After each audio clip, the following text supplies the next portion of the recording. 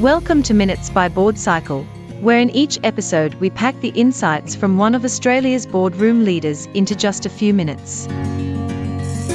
In today's episode, Richard Conway interviews Hannah Browne, Director of Greenpeace Australia Pacific, and Founder and Managing Director of technology consultancy Midnyte City, about her career journey from sales to entrepreneurship to non-executive directorship. Welcome to Minutes by Board Cycle. I'm your host, Richard Conway, and today my guest on the broadcast is Hannah Browne.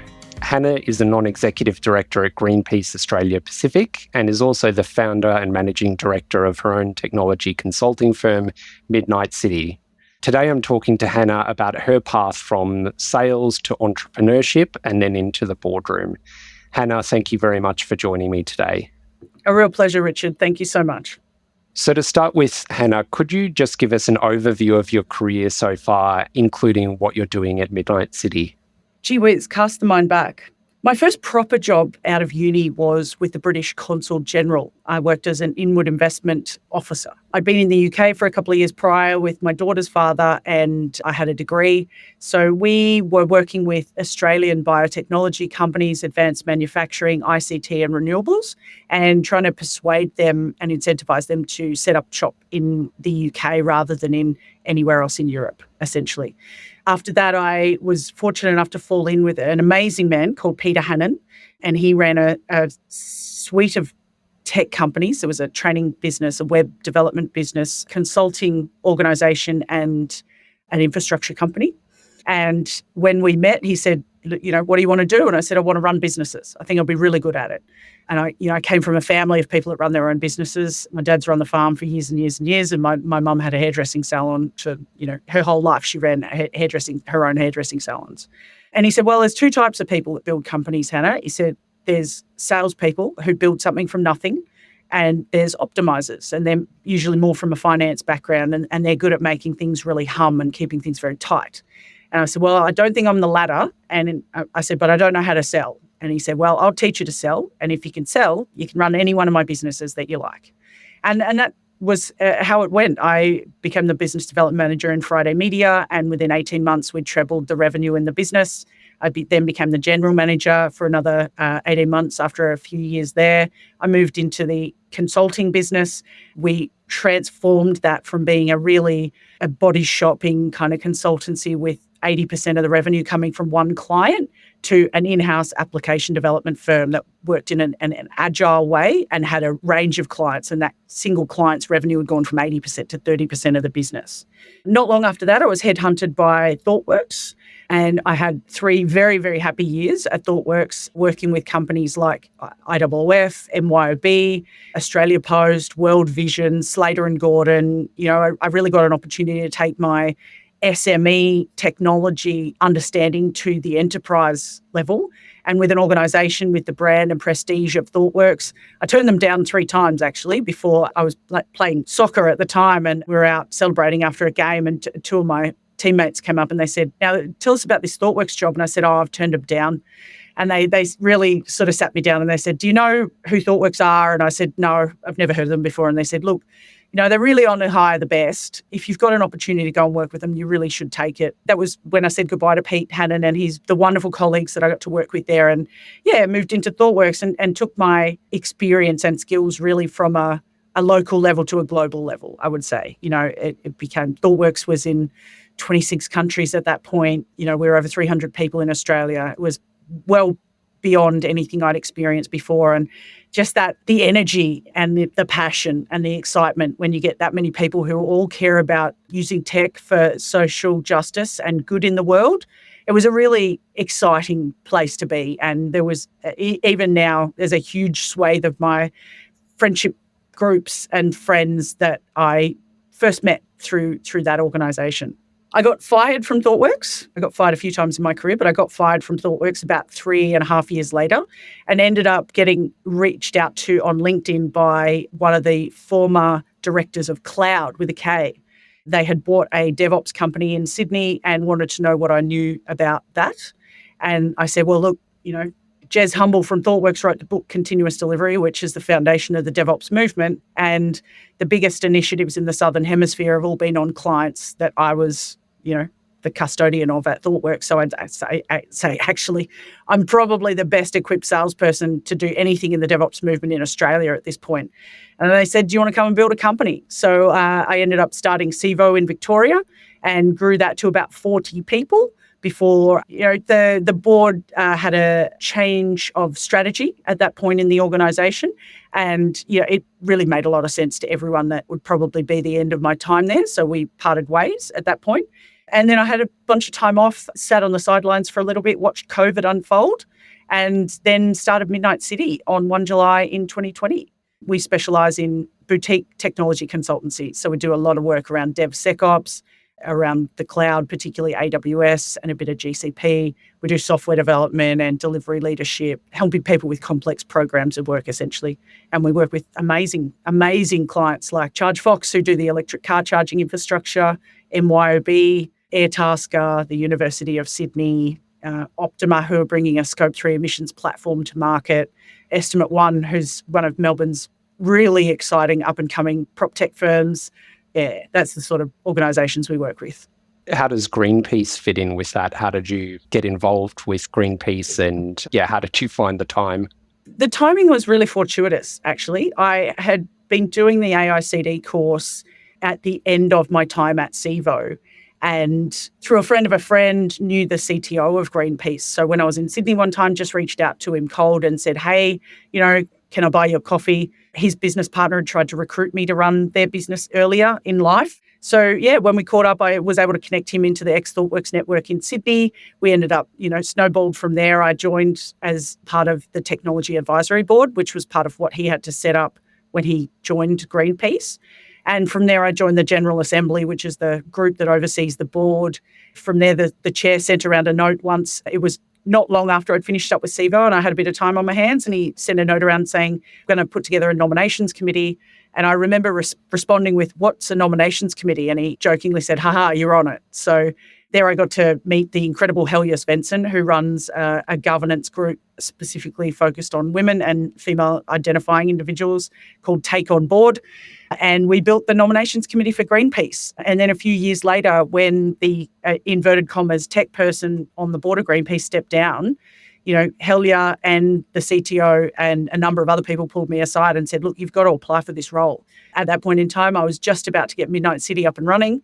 And my two career goals since I was 15 years old was to run my own business and to be a non-executive director. And in August of 2022, I sat there in COVID, in lockdown, in my slippers with a very nice bottle of champagne at my desk in my spare room and thought to myself, well, here I am.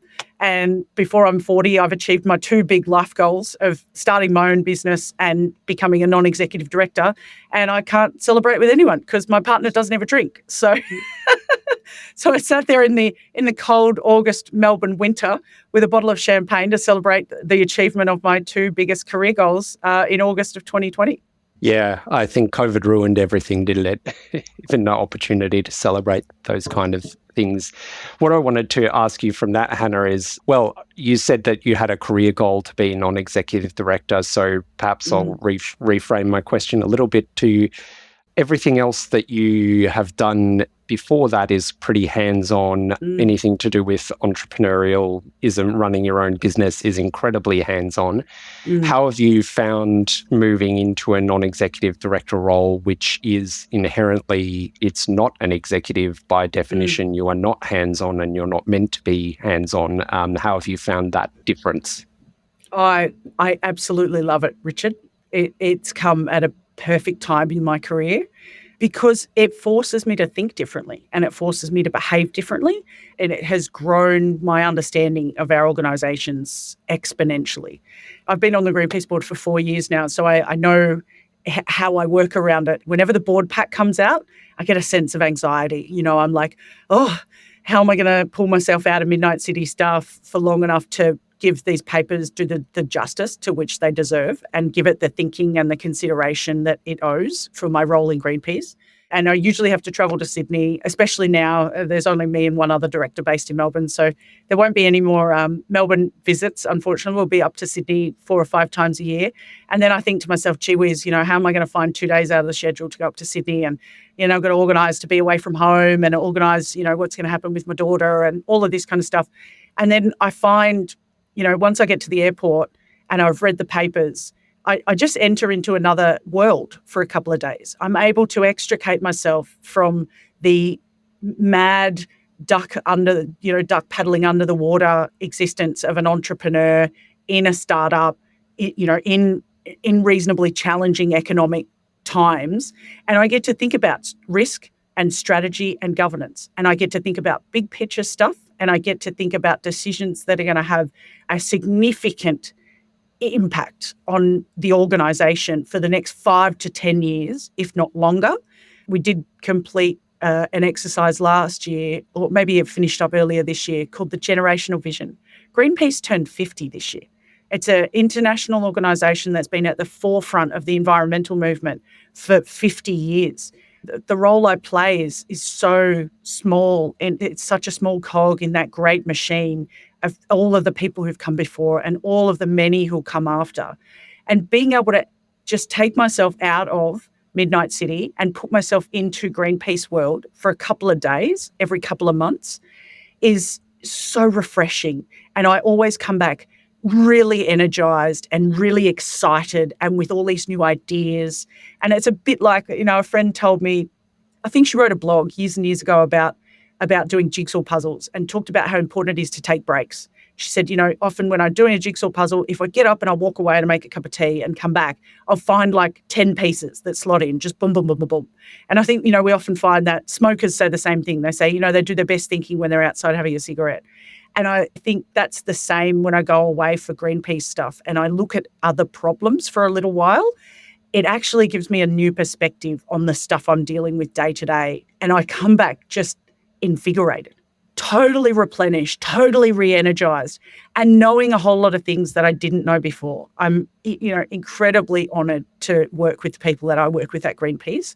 It is the most incredibly diverse, amazing array of humans that it is so unlikely that we would ever have crossed paths in any other, situation or dynamic. One of our board directors is Michael Dodson, who was the 2009 Australian of the Year and the first Indigenous person to be appointed to the bar in Australia. He's an absolute national treasure.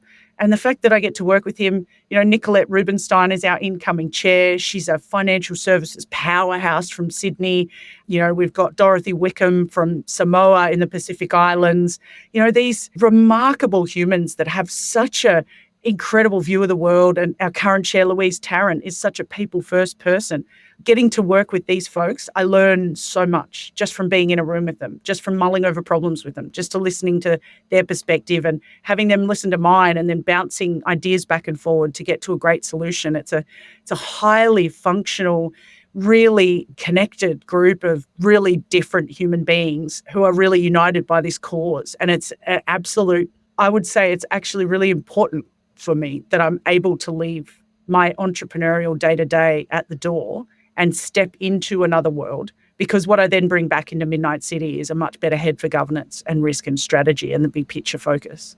And to flip that last comment around, Hannah, I wanted to ask, what do you bring from Midnyte City or from your entrepreneurial background to Greenpeace? So what are the skills and things that you think really let you add value there? And I guess on the flip side as well, are there aspects of the way you think an entrepreneur thinks and works that you have to leave at the door when you're stepping into that NED role?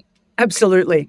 To answer the first part of your question first, someone shared with me yesterday that they think I'm really good at the people stuff. And I guess, a long career in consulting, mapping people with problems to solve in a variety of organizations and dynamics and around different technologies. It was very nice to hear that. And I think the people issues are everywhere, are the hardest ones that we face. Like, I was on a call with a bunch of CTOs the other day and they said, look, give me a technology problem to solve, please. The tech is always the easier part. So the people stuff and how to work well with other people and in diverse groups and how to get the best out of people and how to align people around, a strategy and how to have clarity around implementation and then get the best, most effective outcome from that, get the fastest route to value, I think is always going to be a useful skill. I'd say for Greenpeace in particular, my sales background, when they are fundraising organisation, that is, Greenpeace don't take any contributions from organisations. They don't take any money from government. Their independence is absolutely crucial to the operating of the organisation. So that model, it makes a background in revenue generation and business development and how to bring money into organisations, very, very useful. So I'd say the tech and the entrepreneur and the revenue focus of my role, I think, has been quite useful to Greenpeace. To the second part of your question, I think you're really right. When you asked that question, I sort of had a giggle to myself that I think entrepreneurialism and governance do make relatively strange bedfellows. And if I think about all of the startups that I've worked at and all of the startups that I've worked with, often they're run by the smell of an oily rag. Often it's what one person can achieve with the strength of their own will.